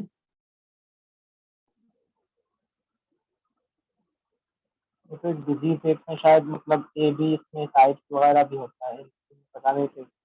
हाँ वाटर बोर्न डिसीज है, लेकिन इसका काज नहीं मालूम कि ये क्या, मतलब इससे कौन सा काज होता है। इससे लिवर डैमेज होता है। लीवर डैमेज होता है। बैक्टीरियन प्रोटोजोआ बोल रहे हैं ना। और एक जो बीमारी है उसमें मतलब जो आदमी के मतलब अंदर जो क्या कहते हैं उसको, जो बोन्स वगैरह होता है उसमें मतलब इसके बहुत सारी किस्में। जी जी जी जी जी सॉरी, बताइए। नहीं, मैं पूछ रहा था इस बारे में, जो बोन्स वगैरह होता है वो जो मतलब टेढ़ा हो जाता है वो किसका नाम है? क्या क्या नहीं भाई, मतलब क्या टेढ़ा हो जाता है? जो हड्डियां टेढ़ी हो मतलब जाती है ना। हड्डियां होती है हाँ जी। बच्चों के अंदर, तो शायद वो मतलब थोड़ा मतलब क्या कहते हैं उसको, थोड़ा मतलब टेढ़ा हो जाते हैं शायद कुछ। मतलब इसी से, मतलब आप कह रहे हैं कि इसी से होता है? पता नहीं, नहीं, मुझे मैं नहीं पूछ रहा मालूम हूँ कौन इसके सा बारे में। डिजीज है। अच्छा वो कौन सा डिसीज है वो पूछ रहे हैं? शायद मतलब इसी तरीके से कुछ होगा, इसलिए मुझे दिमाग में आया। ये हेपेटाइटिस बी और ए, ये होता है सी हेपेटाइटिस बी, जो किसको क्या होता है इसमें, ये खून की में ऐसे क्या बोलते हैं उसको, जहन से निकल रहा है। हेपेटाइटिस बी में सफेद पीलिया जिसको बोलते हैं ना, सफेद, ये वो होता है इसमें, बहुत ही डेंजर व्हाइट होता है। Blood cells. व्हाइट हाँ ब्लड सेल्स। हाँ, सिर्फ क्या है, सफेद जर्रात, खून के सफेद जर्रात, ये याद आ रहा है। तो ये इसकी कमी होने से इंसान मौत के करीब हो जाता है। ये बहुत ही रेयर बीमारी होती है, बहुत कम लोगों को होती है, लेकिन होती है तो बहुत ही खतरनाक। बहुत कम लोग इसमें, अल्लाह, आज तो हमारे यहाँ बहुत से इंजेक्शन वगैरह आ गए हैं तो अभी क्योर हो जाती है, लेकिन बहुत खतरनाक बीमारी है। सफेद जर्रात की, खून के सफेद जर्रात कम होते हैं। सादिक भाई, ये वो कौन इसकी सी बीमारी होती है जो जंग वगैरह लगे हुए चाकू वगैरह किसी चीज से कट जाता है तो कहते हैं ना वो इंजेक्शन दिलवाना है? टिटनस बोलते हैं उसको, पता नहीं टेटनस, क्या। वो किस चीज से होता है? टीटनस, वो तो ये हो जाता है, पॉइजन होने से का डर रहता है, इसलिए पॉइजन होता है? टीटनस, जी जी जी, फायदा नहीं होता टिटनस इंजेक्शन से। दिलाते हैं वो, टीटनस इंजेक्शन हेपेटाइटिस की दिलवाते 3 किस्में हैं। हेपेटाइटिस बी, हेपेटाइटिस सी और अल्कोहलिक हेपेटाइटिस। हैं। यस। तो उनमें से जो अ, दो है, तीनों की वजह से जो है लिवर डैमेज हो जाता है।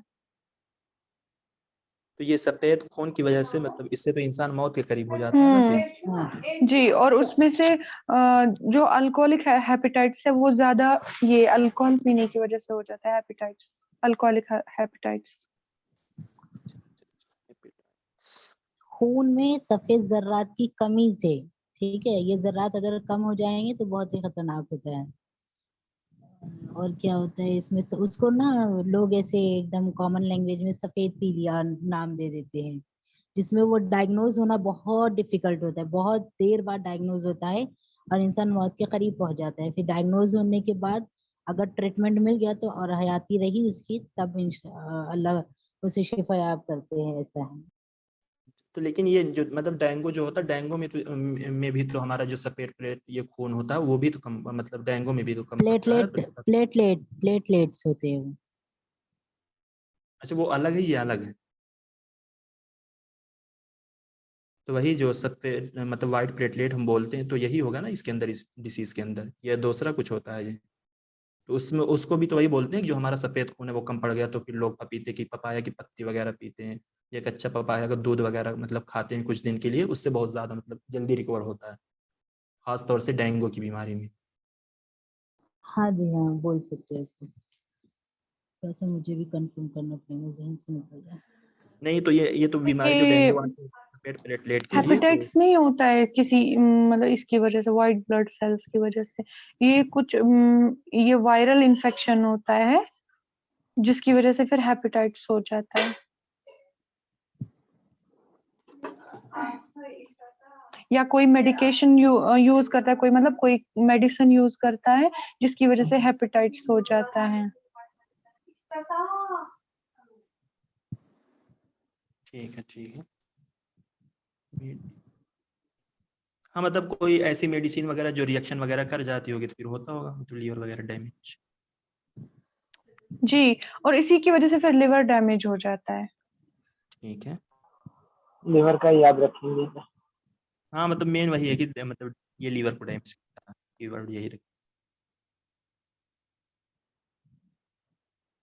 एक तो होती है हमारी अमियोबायोसिस भी होती है ना, मतलब ये किससे होती है अमियोबायोसिस? ये भी वाटर बोर्न डिसीज खून है। की कमी की वजह से। अच्छा, ये खून की कमी से होती है अमियोबायोसिस? अच्छा, एक नाम इसी तरीके से है ना, डेली वैली करके नाम से मतलब कुछ है, नहीं, मतलब डेली वैली। अमियोबायोसिस जो होती है मतलब वो ये उन्हीं लोगों को होती है ना, मतलब जिन लोगों को बहुत ज्यादा लैट्रिन होती है और लैट्रिन के साथ अगर खून भी निकलने लगता है, खून भी जाता है, तो अमियोबायोसिस यही होती है उनके साथ। तो खून की कमी इस वजह से होती है, लेकिन ये मतलब ओह इसका जो सॉरी पहला सॉरी काज सॉरी, है। मैं एनीमिया, मैं उसकी बात कर रही हूँ, सॉरी सॉरी, जी जी जी जी।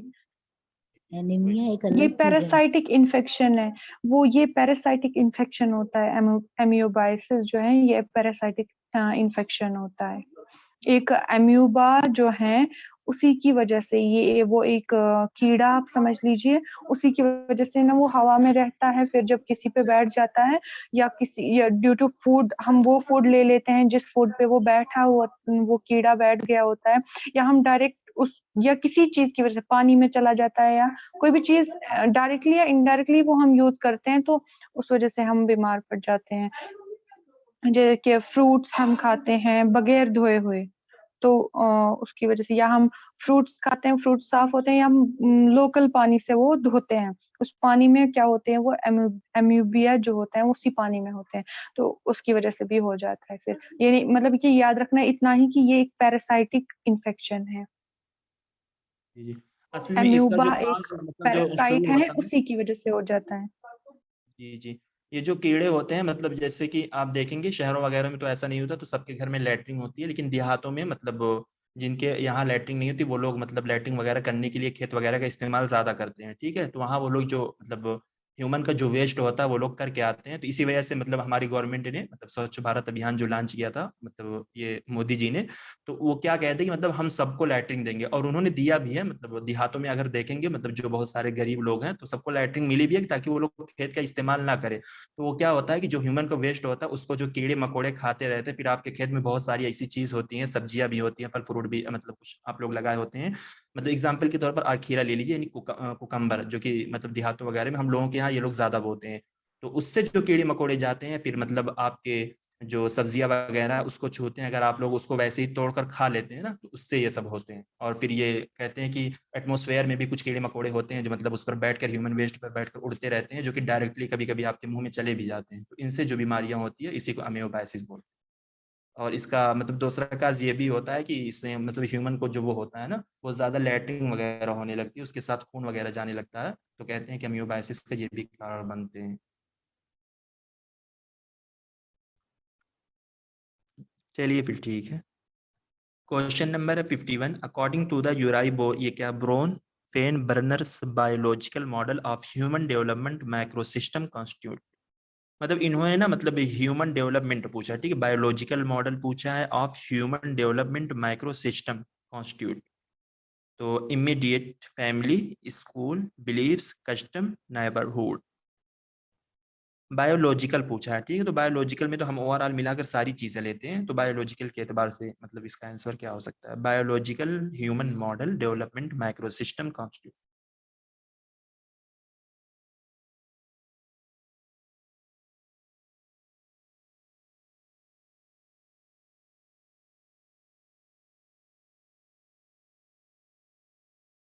जी, क्या हो सकता है इसका सही आंसर? जी आप बता दीजिए, कुछ भी हो सकता है। तो इसकी तो इसको जब इस क्वेश्चन को मैंने जब क्या पहली पूछ रही मरतबा है? देखा था तो मतलब मेरा सही हो गया था। ब्रोन मैंने फेन। इसमें से जो एलिमिनेट किया था, मैंने बिलीफ को एलिमिनेट किया था, ठीक है, सी को, क्योंकि मुझे लगा कि इसने बायोलॉजिकल पूछा, और जो बिलीफ यहाँ पर है ना वो हमारे इंटरनल सेंस से रिलेट करते हैं। तो जी। Biological model of human development micro system constitute, तो मतलब यूरे मतलब इनका जो है ये मॉडल है, बायोलॉजिकल मॉडल है, तो इसके अंदर क्या इमीडिएट फैमिली, स्कूल और उसके बाद नाइबरहुड, जो कहीं ना कहीं ये सारी चीजें हमारी सोशल से रिलेट करती हैं, ठीक है। और बिलीव जो हमारा है, बिलीव या कस्टम, ये हमारा दोनों इंटरनल सेंस से रिलेट करता है, इस वजह से हमने इसको एलिमिनेट किया। तो हमारा जो आंसर होगा ए, बी, डी और ई। उनकी ये वीडियो थियोरी बताइए। आपको पता है उनकी ये थियोरी क्या थी कि ये एक पर्सन जो है उसकी डेवलपमेंट जो होती है वो उसकी डेवलपमेंट पर इफेक्ट पड़ता है उसकी सराउंडिंग्स से ही। फिर उन्होंने एक इंसान के एनवायरनमेंट को 5 डिफरेंट लेवल्स में तकसीम किया है। यही याद रखना है असल में, माइक्रो सिस्टम, मीजो सिस्टम, एक्सो सिस्टम, फिर है मैक्रो सिस्टम और है क्रोनो सिस्टम। ये 5 सिस्टम्स उन्होंने दिए हैं, माइक्रो सिस्टम, मीजो सिस्टम, एक्सो सिस्टम, मैक्रो सिस्टम और क्रोनो सिस्टम। यही सिस्टम्स जो हैं ये इफेक्ट करते हैं एक इंसान की डेवलपमेंट को। तो फिर ये जो मतलब 5 सिस्टम है इनके अंदर भी तो फिर मतलब वो आएगा ना, मतलब किसके अंदर क्या आ सकता है। जी जी हाँ ठीक है, बहुत अच्छा। चलिए ठीक, ये क्वेश्चन क्लियर है ना। है ना, जी ए बी जो आंसर दिया वो सही है। हाँ, मतलब ABE ये सही आंसर है। ओके। ठीक है, question number 52। The united nation environment programme UNEP was the result of deliberation held during. तो ये किन का मतलब कि किसका रिजल्ट, अर्थ समिट का है या ह्यूमन इन्वायरमेंटल का, मतलब environmental conference at Stockholm 1972, Kyoto protocol, Montreal protocol. ये तो पता है 72 का जो हुआ था स्टॉकहोम में 29 से इसका हुआ था ये। हाँ ठीक है, सही कह रहे हैं, इसी क्वेश्चन है। और इसका हेडक्वार्टर कहाँ पर है, UNEP का हेडक्वार्टर भी पूछते हैं ना, शायद मतलब कहाँ। केनिया में है ना, नैरोबी हाँ में। नेहरू, हाँ नेरोबी केनिया में, ठीक है। Question number 53। The number of sustainable development गोल कितना है। ऐसे सवाल आना चाहिए 17। 17। तो देखिए एक क्वेश्चन, अच्छा देखो तीसरा इसका नाम क्वेश्चन क्या था जो जिसको हम मदर ऑफ एसपीजी बोलते हैं, मदर ऑफ सस्टेनेबल गोल बोलते हैं। क्या बोलते हैं, मदर ऑफ SDG। जी जी, सस्टेनेबल गोल क्या नाम था ना उन लेडी का जो मतलब प्रेसिडेंट था शायद स्वीडन का, या फिर इसी तरीके से कुछ जो नॉर्थ कंट्री है। वो तो कोई आप लेडी, बर्लैंड। जी जी जी वो जो जी, हमारा उधर ब्रुटलैंड रिपोर्ट देखी। कमीशन आया, मतलब उसकी रिपोर्ट पूछ रहे हैं आप। ब्रुटलैंड कमीशन जो हमारा आया था वो 1983 में आया था, और उसने 1987 में 1987 में एक रिपोर्ट पेश की थी, ठीक है। उसने क्या कहा था, उन्हीं को आवर कहते हैं कॉमन ना। फ्यूचर, और कॉमन फ्यूचर, उसने ये रिपोर्ट दी थी। फिर जो हमारी जब Rio+20 हुई थी, Rio+20 जब हमारी हुई थी यानी 2012 में, यूनाइटेड नेशन सस्टेनेबल डेवलपमेंट गोल, तो उसके अंदर एक रिपोर्ट आई थी आवर कॉमन फ्यूचर, ठीक है। फिर उसके बाद 2015 में यूनाइटेड नेशन की तरफ से एक रिपोर्ट आई थी सस्टेनेबल डेवलपमेंट गोल की, जब ये बनाया गया था SDG, मतलब इसके अंदर तो बात उसी में कर दी गई थी ना, ब्रुटलैंड कमीशन ही में इसकी बात की गई थी। फिर जब हमारा मतलब अर्थ समिट आया, तो अर्थ समिट के बाद फिर जब हमारी Rio+20 आई, जिसको हम बोलते हैं यूनाइटेड नेशन सस्टेनेबल डेवलपमेंट गोल 2012 में, तो उसने फिर रिपोर्ट की जो कि SDG से रिलेटेड मतलब बात की थी। उसने कहा कि अवर कॉमन फ्यूचर, यानी हम कॉमन फ्यूचर चाहते हैं, नहीं उसने कहा था द फ्यूचर वी वांट, ठीक है, यानी हम फ्यूचर को चाहते हैं। फिर 2015 में एक रिपोर्ट आई थी, यूनाइटेड नेशन ने दिया था, तो उसने कहा था ट्रांसफॉर्मिंग द अवर वर्ल्ड, उसकी रिपोर्ट का नाम ये था, ट्रांसफॉर्मिंग द अवर वर्ल्ड। ये 3 रिपोर्ट इसकी SDG से रिलेटेड आती हैं, और पूछते भी हैं कि मतलब ये रिपोर्ट किसने दिया और ये रिपोर्ट किसने दिया। मतलब पहले PYQs में ऐसे सारे क्वेश्चन है, अब तो मतलब 2-3 साल से नहीं दिख रहे हैं, लेकिन कोई भरोसा नहीं है, जब ऐसा क्वेश्चन पूछ सकते हैं कि सस्टेनेबल डेवलपमेंट गोल का नंबर कितना है, और ऐसा भी पूछते हैं कि सस्टेनेबल डेवलपमेंट गोल हम मतलब कब तक अचीव करेंगे, 2030 तक, ऐसा भी क्वेश्चन आया है, तो आ सकता है, कोई बाईद बात नहीं है। Question number 54। Which of the following state has maximum installed wind power as per the ministry of renewable energy source as the latest report. तो ठीक है, आप लोग बताएं, आप लोगों को मालूम भी होगा कि इंस्टॉल पावर, विंड पावर में सबसे ज्यादा लेटेस्ट रिपोर्ट के मुताबिक कौन सा स्टेट है, आंध्र प्रदेश, कर्नाटका, महाराष्ट्र, तमिलनाडु। आपका ठीक, जिंदाबाद। लेकिन याद हाँ नहीं आ मतलब रहा है।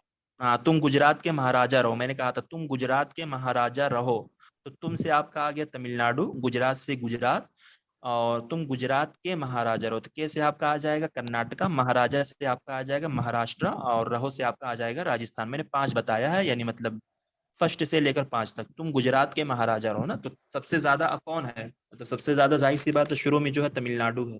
तमिलनाडु में जो मतलब विंड फार्म है उसको मुपंदल विंड फार्म बोलते हैं, उसका जो नाम, तो ऐसा भी अच्छा क्वेश्चन देखो आता है, ये। ठीक है।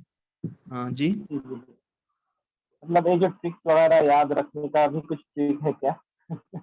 वैसे आपने 4-5 बताया, कंफ्यूज हो रहे हैं मतलब कब कौन नहीं सा आएगा। नहीं कंफ्यूज तो बिल्कुल नहीं होंगे अगर, ठीक है, मतलब ऐसे कॉलम वाइज आप याद करें ना कि मतलब जब सोलर एनर्जी का अगर आपने जो कुछ भी अपनी नोट वगैरह बनाई होगी चैप्टर, तो उसको पढ़े तो फिर उसको उसमें रिवाइज कर लें, विंड एनर्जी का पढ़े तो उसको उसमें रिवाइज कर लें। वो जब 3-4 मरतबा 4-5 मरतबा कर लेंगे ना, तो वो इंशाल्लाह हो जाएगा याद, आपको आसानी से हो जाएगा, कोई दिक्कत नहीं है। मुझे तो याद हो जाता है, मतलब अगर मैं कुछ बना बना लेता हूँ तो फिर मुझे आसानी से वो चीजें याद रहती आप ही का है ना, इसलिए। हैं। क्वेश्चन नंबर है 55, द एयर पॉल्यूटेंट NOx, आप लोग बताएं इसका नाम क्या है, ठीक है। NOx इन्होंने तो ये फार्मूला दिया, इसका नाम क्या है इस गैस का, इज अ कॉम्बिनेशन। तो नाइट्रोजन डाइऑक्साइड जो होती है, मतलब इसके बहुत सारे वो होते हैं ना, मतलब कंपोनेंट होते हैं, जैसे नाइट्रस ऑक्साइड होता है, ऑक्साइड ऑफ नाइट्रोजन होता है, नाइट्रोजन डाइऑक्साइड, इन तीनों का ज्यादा नाम होता है। तो ये NOx इसका नाम क्या होगा? तो यहाँ पर हम बताएं, जो नाइट्रोजन डाइऑक्साइड है इसको हम NO2 बोल सकते हैं, और जो हमारी नाइट्रिक्स ऑक्साइड है इसको हम उल्टा कर देंगे, N2O कर देंगे, ठीक है। नाइट्रोजन डाइऑक्साइड का क्या होता है NO2, नाइट्रस ऑक्साइड को हम कर देंगे N2O, NOx को हम बोलते हैं ऑक्साइड ऑफ नाइट्रोजन बोलते हैं। तो इन मतलब ये कह रहे हैं कॉम्बिनेशन किनका होता है, तो कॉम्बिनेशन जो ऑप्शन नंबर आपका 1 है, नाइट्रोजन डाइऑक्साइड एंड नाइट्रिक्स ऑक्साइड, इसी का ये कॉम्बिनेशन होता है। तो एयर पॉल्यूशन तो नाइट्रोजन डाइऑक्साइड से होता ही है, और आपको मालूम है कि ये गैस किससे बनती है, ठीक है।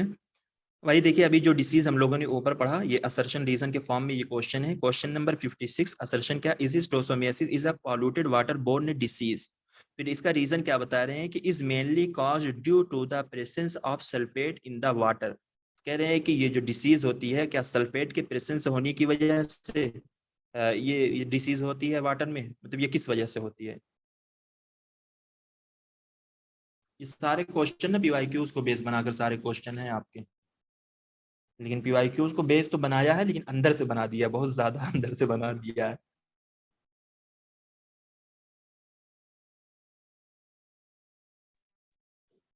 जी नहीं भाई, ये रीजन चाहिए या असर्शन चाहिए, आपको क्या लगता है?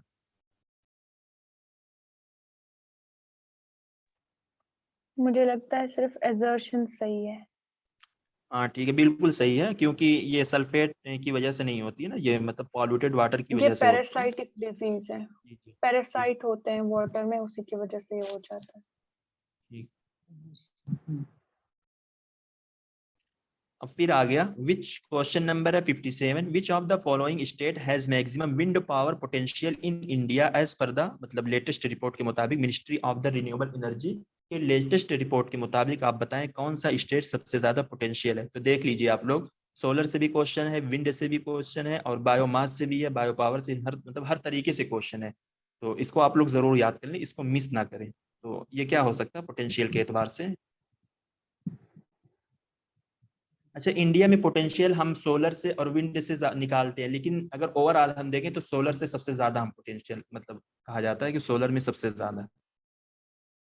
तो इसका हम लोगों ने वो बनाया था ना, गुरमीत MP गया। गुरमीत ने जी। हाँ, तो ये गुजरात इसका सबसे ज्यादा आएगा पोटेंशियल के एतबार से। यार ये इस शिफ्ट का क्वेश्चन बहुत इजी क्वेश्चन है। Which of the following millennium development goal is about ensuring environmental sustainabilities. ये कह रहे हैं कि हम कौन से गोल में इन्वायरमेंटल इंश्योर करते हैं, इन्वायरमेंटल की सस्टेनेबिलिटी को। गोल 1 में, गोल 3 में, गोल 5 में, या गोल 6 में, क्या हो सकता है? 7 है, यहाँ 6 ने 7 दिया। ठीक है, बिल्कुल सही है। क्वेश्चन नंबर है 59, what is the correct sequence of occurrence of various atmospheric layers from earth surface. ये कह रहे हैं कि इसका आप करेक्ट सीक्वेंस बताएं, वेरियस एटमॉस्फेरिक लेयर्स का फ्रॉम अर्थ सरफेस, अर्थ की सरफेस से, मतलब जो लेयर होती है उसका आप सीक्वेंस, यानी सबसे पहले कौन सी होती है, यानी उसकी दूरी अर्थ से मतलब कितनी होती है, मतलब ट्रोस्फेयर होती है, मेसोस्फेयर होती है, स्ट्रेटोस्फेयर होती है, थर्मोस्फेयर होती है, फिर उसके बाद कौन सी लेयर होती है, उसकी दूरी अर्थ से कितनी ऊपर तक होती है, या स्ट्रेटोस्फेयर होती है, उसकी दूरी कितनी होती है।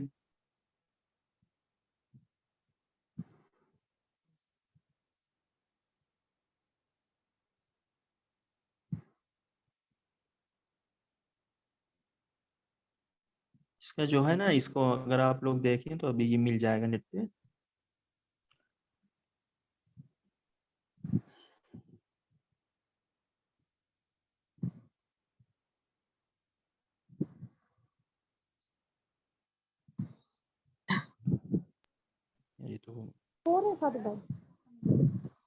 हाँ, ये तो ऑप्शन नंबर 4 होगा। ठीक है,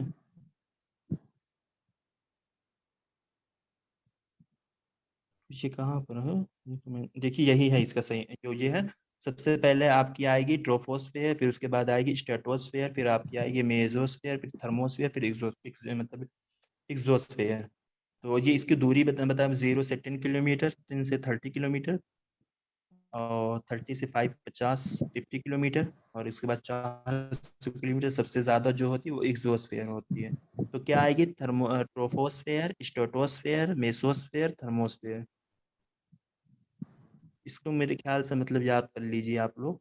क्या पता आपसे ऊंचाई पूछ लें इस मर्तबा, मतलब कितनी दूरी मतलब है सादिक भाई, इसमें अच्छी वाली है वो कौन सी होती है जो हमें बचाती है अल्ट्रा वायलेट उससे? वो ये वाली होती है ना, वो स्ट्रेटोस्फेयर जो होती है। तो वो पहले होती है या ये वाली डी नहीं वाली नहीं, पहले पहले होती हमारी बैड, नहीं पहले हमारी इसे देखिए एक अच्छी सीक्वेंस होती के है ना, तो एतबार ये से, बैड वाली जो होती है। जी जी, किसके एतबार से? तरतीब जैसे के यही एतबार से। यही दे रहे हैं ना, ये अर्थ है, मान लीजिए अगर ये हमारा अर्थ है जो ये मतलब नीला इस तरीके से बना हुआ है, फिर उसके बाद मतलब 0 से 10 किलोमीटर ये है, फिर उसके बाद 30 से मतलब 30 किलोमीटर स्ट्रेटोस्फेयर है। तो स्ट्रेटोस्फेयर जो हमारी पहली होती है, उसके बाद ट्रेटोस्फेयर होती है, यानी बात के जो पॉल्यूशन सब गंदे होकर जाते हैं स्ट्रेटोस्फेयर, ये हमारी गंदे होते हैं। अगर इसी के अंदर होल आता है, नहीं हमें कौन बचाती है? हमें तो स्ट्रेटोस्फेयर बचाती है ना। तो लेकिन यार जी, सादिक, मैंने पूरा स्ट्रेटोस्फेयर दिमाग को लगा दिया गुड था इसी ओजोन पे। कहा जाता है। हम्म गुड ओजोन किसको स्ट्रेटोस्फेयर कहते को हैं? ही स्ट्रेटोस्फेयर को। हाँ, स्ट्रेटोस्फेयर में होती है, लेकिन अगर लेयर के एतबार से देखें तो हमें तो यही बचाती है ना अल्ट्रावायलेट रेडिएशन से। तो ये नीचे होगी तभी बचाएगी, कैसे बचाती है ये? सादिक, मैंने एक लगाया था निमोनिक्स, वो भी गलत हो गया। ठीक है, एक मिनट, ये ना, अच्छा अहमद भाई एक मिनट। जैसे अगर हम कहें ये हमारा, अगर ये अर्थ हो गया ना, ठीक, मतलब ये जो है यही है। तो ये स्ट्रेटोस्फेयर अगर जो मतलब ये आसमान पे ये लेयर्स होती है ना, तो मतलब अगर स्ट्रेटोस्फेयर में हमारी गुड ओजोन होती है, ठीक है, ये हमारी अच्छी ओजोन होती है, तो अच्छी के पीछे ये बुरी वाली लगी रहती है। ठीक है, तो मतलब और बुरी वाली जो लगी रहती है, यानी नीचे से जो सारी एक्टिविटीज वगैरह होती रहती हैं, ओजोन हो गया, और मतलब ओजोन जो हमारा ग्राउंड लेवल ओजोन होता है, मतलब हम कह सकते हैं कि ओजोन के अंदर जो सारी चीजें होती है वो किस वजह से होती है। कहते हैं कि जब कार्बन मोनोऑक्साइड या वोल्टेनिक ऑर्गेनिक कंपाउंड या नाइट्रोजन डाइऑक्साइड, ये तीनों अगर मिल जाते हैं, इन तीनों का कॉम्बिनेशन होता है, तो फिर हमारा ग्राउंड लेवल ओजोन होता है, यानी ओजोन के अंदर फिर होल आता है। तो हो सकता है मतलब अच्छी चीज में भी मतलब कभी कभी मतलब गड़बड़ी आ जाती है ना, तो अगर गड़बड़ी आ जाती है तो फिर इसी पर ये आती होगी ट्रोपोस्फेयर पे। तो ये हमको मतलब बचाती नहीं है, तो फिर इसके बाद ये डायरेक्ट फेंक देती है, मतलब इसकी रेस मतलब बिल्कुल जमीन पर आने लगती है, और ये जो है ऊपर वाली हमें संभाल के रखती है, मतलब हमें रहती है। मेरे ख्याल से ऐसे ही हो सकता है, अगर उसके अंदर कुछ गड़बड़ी आती होगी, लेकिन ये लेयर जो है ये हमें मतलब बचा नहीं पाती, इसके अंदर इतनी ताकत नहीं होती है, इसी वजह से कहते हैं इसके अंदर बैड ओजोन होती है। भाई एक असल में तरीके से हुआ क्या, पोल्यूटेड होता है ना। जो ये है ना ट्रोपोस्फेयर, असल में पहले पहल मतलब यही बचाते थे, एक शील्ड का काम करती थी अल्ट्रावायलेट रेज के लिए। लेकिन जब पोल्यूशन ज्यादा हो गया है तो जो ट्रोपोस्फेयर है वो पतला पड़ गया है, उसमें होल्स बन गए हैं। इस वजह से ट्रोपोस्फेयर अब गुड ओजोन कहलाया गया है, और वही बचाता है हमें अल्ट्रावायलेट रेज से। ठीक है। उसमें ज्यादा मतलब ओजोन की तादाद जो है वो बराबर है, और ट्रोपोस्फेयर में ओजोन की तादाद ज्यादा हो गई है, तभी वो बैड ओजोन कहलाया गया है, वरना वो भी गुड ओजोन ही था पहले। सादिक भाई, मुझे अभी भी समझ में नहीं आया कि इसमें गुड वाला कौन सा, एस वाला है या टी वाला है? नहीं देखिए, जो मिलता गुड जो है है, हर जगह ना, गुड़ वाला जो है वो हमारा ये मैंने आपको हम बात भी नहीं बोला था कि जैसे अगर हम बोलते हैं बैट, हम लोग बैट बोलते हैं ना, तो BAD बैट, तो मैंने कहा बैट लगा दीजिए, BAT बैट, यानी बैट में आपका बैट वाला आएगा, और स्ट्रेटोस्फेयर में आपका मतलब गुड वाली आती है, मतलब अच्छी ओजोन होती है स्ट्रेटोस्फेयर में, और ट्रोपोस्फेयर में आपकी बैड ओजोन होती है, अगर आप ये डिफरेंस जानना चाहते हैं तो। बाकी तो लेयर्स की जो मतलब इसी इन्होंने इसी मिकदार, से तो मैं अभी तुक्का लगा के फर्स्ट वाला सही कर रहा था, वही गलत हो गया। तो नहीं, तो इसके अंदर कैसे आपने बनाया है? वो थर्मोस्फेयर है ना, नहीं तो ऊपर वाला। BDCA कर रहा था ना मैं, आप पहले क्या? गुड फिर उसके बाद बैड फिर CA पता नहीं था। अच्छा ये बताइए, मतलब अगर चीज पहले अच्छी होगी तो क्या अच्छी के ऊपर बुरी चीज होती है? अच्छी के बाद बुरी चीज होती है, तो नीचे से आप लेंगे ना ट्रोपोस्फेयर स्ट्रेटोस्फेयर, तो इसे देखिए ऑप्शन नंबर डी जो है ये सही होगा ना आपका, डी बी ए, यानी पहले आपकी बुरी वाली आएगी फिर आपकी अच्छी वाली आएगी, डी बी, फिर सी इस क्या है, फिर फील्ड इस फील्ड में तो जो कहेंगे हम सदकना वहाँ मन्ना कहेंगे। में तो चलिए, मतलब सारे वैसे में तो मतलब ओजोन का कोई मामला नहीं है, जो मतलब लेयर्स वगैरह होते हैं जैसे जी जी जी, ट्रोपोस्फियर ही आते हैं। ठीक।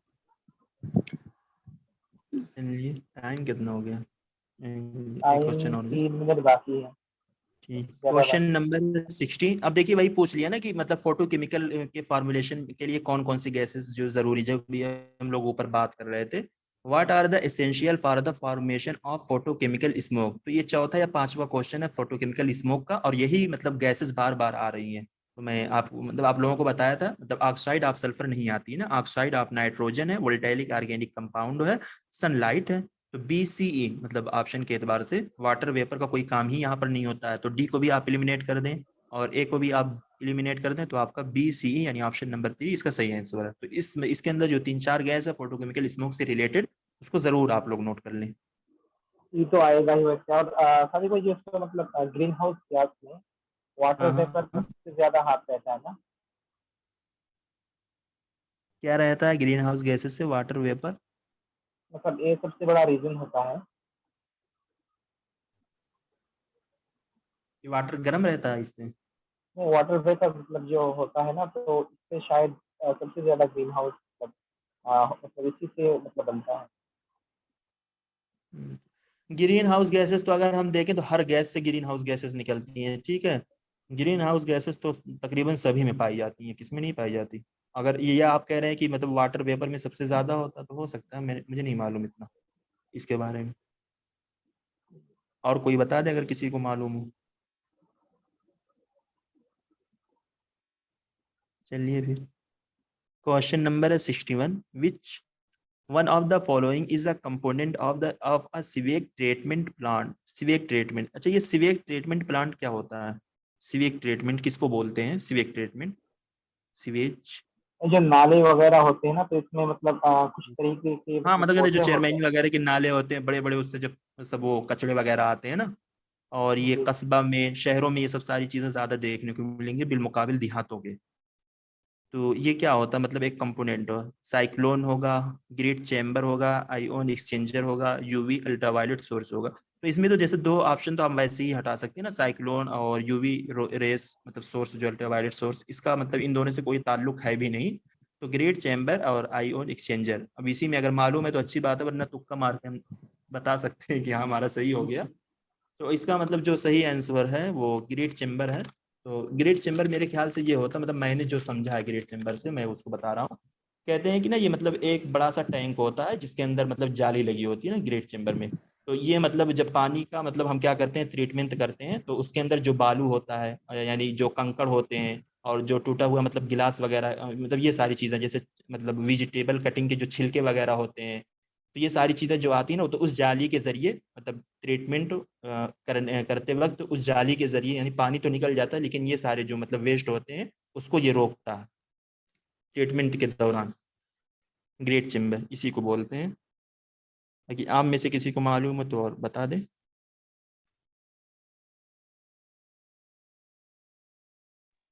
जी सही है यही जो आपने बताया।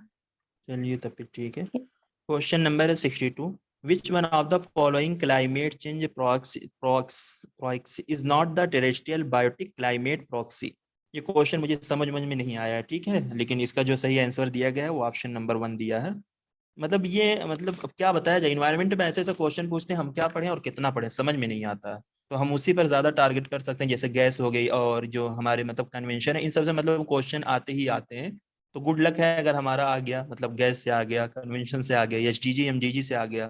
बाकी पॉल्यूशन वगैरह से भी क्वेश्चन आते, तो उन सब पे हमें थोड़ा बहुत अच्छी पकड़ कर लेनी चाहिए। बाकी ये सब एक दो क्वेश्चन ऐसे जनरल बेस के तो होते ही हैं। अच्छा ये और क्वेश्चन शायद ये समझ में आ रहा 2021 में किसी ही को? मतलब ऐसे इस मतलब सवाल पूछे गए हैं, इससे पहले मतलब जो भी है शायद इस तरीके से नहीं पूछे। इस मर्तबा है मजे का डीप क्वेश्चन है, मतलब पीपल डेवलपमेंट का।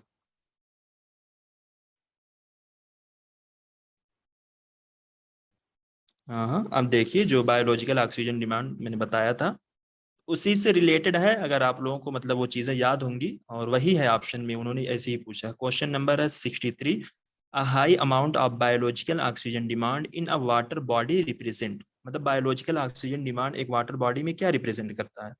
हाईली ज्यादा पॉल्यूटेड पोल्यूशन। वाटर, हाँ एक minute, presence of a large amount of organic material, presence of good amount dissolved oxygen या severely limited aquatic life। तो मतलब अगर बायोलॉजिकल ऑक्सीजन डिमांड होता है तो क्या मतलब जो एक्वेटिक लाइफ होते हैं, जैसे पानी के अंदर जो चीजें होती है, जीव जंतु होते हैं जिसको हम बोलते हैं मछलियां वगैरह, कीड़े मकोड़े होते हैं, क्या उनकी लाइफ खतरनाक होती है? या मतलब डिजोल्व ऑक्सीजन जो होता है क्या वो गुड अमाउंट में होता है?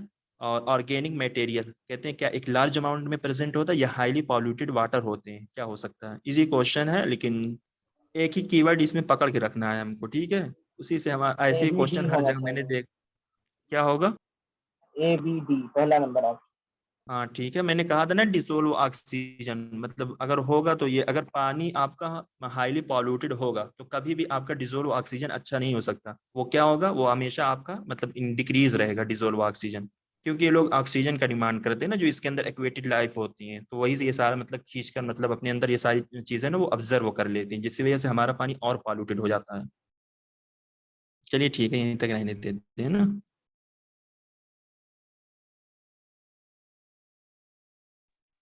डिजॉल्व वाला मतलब इसका मामला ऐसा है ना कि मतलब अगर उसके ऊपर जैसे कहते हैं कि एक प्रोपोगेशन आ जाए या फिर मतलब पानी के ऊपर अगर एक लेयर बन जाए तो नीचे फिर मतलब ऑक्सीजन नहीं जाता है या फिर सूरज का जो किरण है वो भी नहीं जाता है। तो हम्म। इसी वजह से नीचे फिर जो मतलब जो ऑर्गेनिज्म बन जाते हैं, मतलब जो कीड़े मकोड़े आ जाते हैं तो ये बिन बुलाए मेहमान होते हैं, तो इनको फिर भी ऑक्सीजन चाहिए, और पानी में जो ऑक्सीजन रहता है वो उतना ही रहता है, तो इनकी आने की वजह से जो ऑक्सीजन की डिमांड बढ़ जाता है।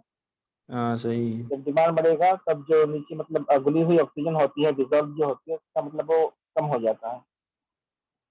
हाँ सही है, सही है। तो इस ये तो डिसोल्व ऑक्सीजन होता है ना नहीं भाई, एक होता है केमिकल ऑक्सीजन डिमांड बोलते हैं। तो कहते हैं कि जब उसी पॉल्यूटेड पानी को हम चेक करते हैं केमिकल डालकर, तो ये हम लोग तो नहीं करते क्योंकि हमारी ये फील्ड नहीं है, लेकिन मतलब जो जिनका इन्वायरमेंटल साइंस सब्जेक्ट होता है, या फिर जो लोग बीएससी वस्सी करते हैं बायो से या केमिस्ट्री वगैरह से, उनको लैब में ये सारी चीजें कराई जाती हैं।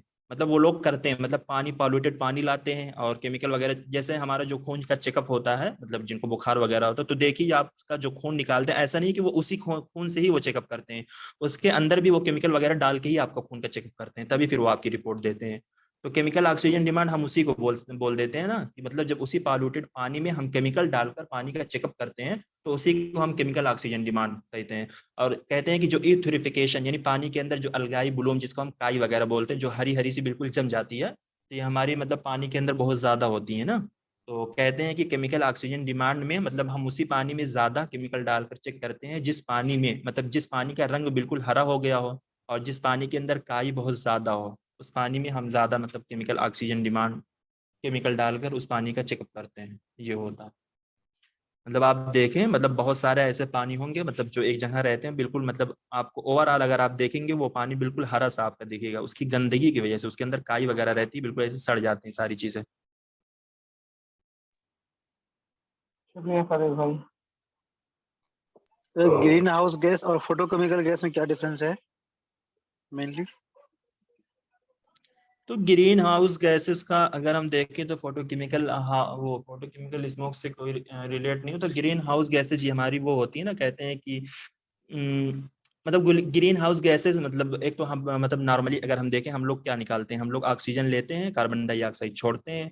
तो ये जो हम छोड़ते हैं, तो जो ये प्लांट वगैरह होते हैं, ये हम जो हम निकालते हैं, मतलब जो सांस वगैरह हम छोड़ते हैं, तो ये प्लांट वगैरह जो होते हैं ये इसी को ऑब्जर्व कर लेते हैं, ठीक है। फिर ग्रीन हाउस गैसेस कहते हैं कि ये मेनली मतलब गर्म गैस होती है, अगर यही ज्यादा मिकदार में हो जाती है तो इससे मतलब पोटेंशियल वार्मिंग बहुत ज्यादा होती है, ठीक है, यानी गर्मी वगैरह। तो कहते हैं कि ग्रीन हाउस गैसेस इसका इस जगह में इस एरिया में ज्यादा इस्तेमाल किया जाता है। जैसे आपकी जो कश्मीर की एरिया है, अगर आप देखें बहुत बर्फीली एरिया होती है, तो वहां अगर आपको पेड़ वगैरह लगाना हो तो आप ऐसे नॉर्मली आप नहीं लगा सकते जिस तरीके से हम अपनी एरिया में पेड़ वगैरह लगा सकते हैं। तो कहते हैं ग्रीन हाउस गैसेस को क्या किया जाता है, एक कमरा नुमा बनाया जाता है, उसके अंदर ग्रीन हाउस गैसेस को डाला जाता है, फिर जो पेड़ वगैरह होते हैं तो उसको उस के अंदर डाले जाते हैं, तो फिर मतलब उसी ग्रीन हाउस गैसेस की मदद से वो पेड़ वगैरह मतलब उगते हैं, वहां पर रहते हैं। मतलब उनको मतलब ऐसा पर्दा लगाया जाता है ना उसके ऊपर कि सूरज की गर्मी वगैरह उनको मिलती रहती है।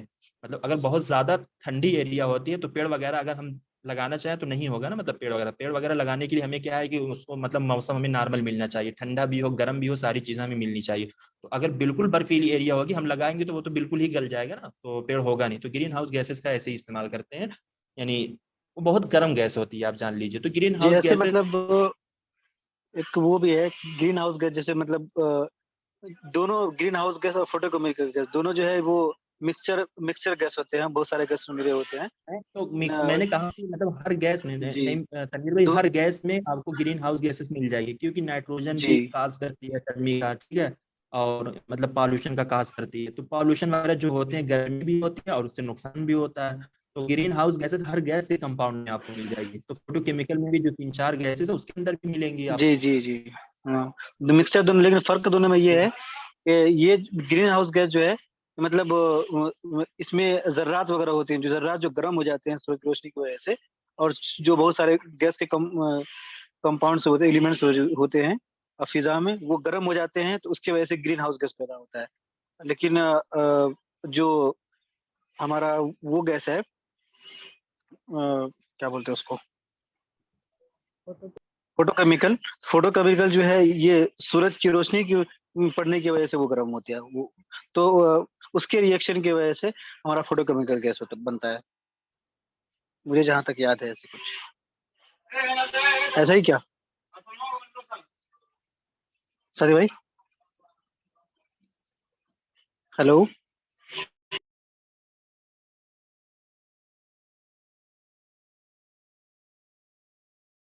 हेलो, कहाँ चले गए यार।